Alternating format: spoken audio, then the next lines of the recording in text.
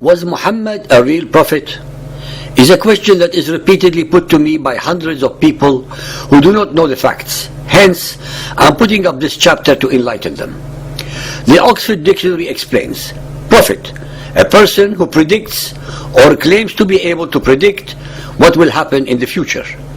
From this root comes prophecy, prophesy, and prophetic, all of which are associated with foretelling future events. From Moses to most of the Jewish prophets, they were not only warners of their people, but actually predicted what would happen in the future. Not once in the Quran did Muhammad predict a future event that actually came true. In fact, Aisha in a hadith insisted that he could not tell future events. Al-Imran 3.179, Allah will not disclose to you the secrets of the unseen. Al-A'raf 7.188, if I had knowledge of the unseen, I should have multiplied all good and no evil should have touched me. I am but a warner and a bringer of glad tidings to those who have faith. Yusuf 10.20, they say, why is not a sign sent to him from his Lord? Say, the unseen is only for Allah to know. Then wait ye, I too will wait with you. Al-Jinn 72.26, he alone, Allah, knows the unseen, nor does he make anyone acquainted with his mysteries. In none of the above verses does Muhammad claim any knowledge of the future.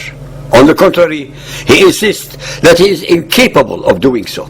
Sahih Bukhari Hadith 9.477, narrated by Mazruq. Aisha said, if anyone tells you that Muhammad has seen his Lord, he is a liar. For Allah says, no vision can grasp him.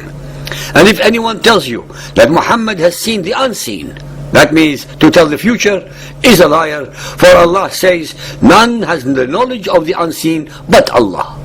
In many of the verses of the Quran and the stories of the Ahadith, Muhammad did his best to portray himself as an Arabian version following in the footsteps of the Hebrew prophets. He actually fancied himself to be the fulfillment of the Jewish tradition of the Messiah, that he, Muhammad, was the promised Messiah for whom the Jews and Christians had been waiting.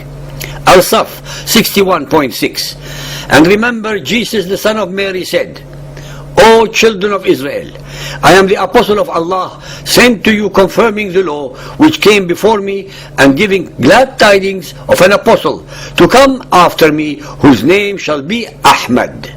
But when he came to them with clear signs, they said, this is evident sorcery. Any reader of the Hebrew Bible and the New Testament would know that neither Muhammad nor Ahmad are either mentioned or predicted in these scriptures. Of course, being totally ignorant of the required attributes of the Jewish Messiah, he nonetheless unilaterally claimed this position and became full of hate towards the Arabians of the faith of the Jews because they derided his claims and refused to follow his cult. This enraged him to such an extent as to have had their men massacred and their women and children enslaved, raped or sold, and their wealth distributed among his plundering followers while he kept his 20% share of the booty and loot. Not a single one of the Hebrew prophets behaved in such an ungodly, selfish and morally as well as religiously depraved manner. Al-Baqarah 2.204. There is the type of man whose speech about this world's life may dazzle thee, and he calls Allah to witness about what is in his heart. Yet he is the most contentious of enemies.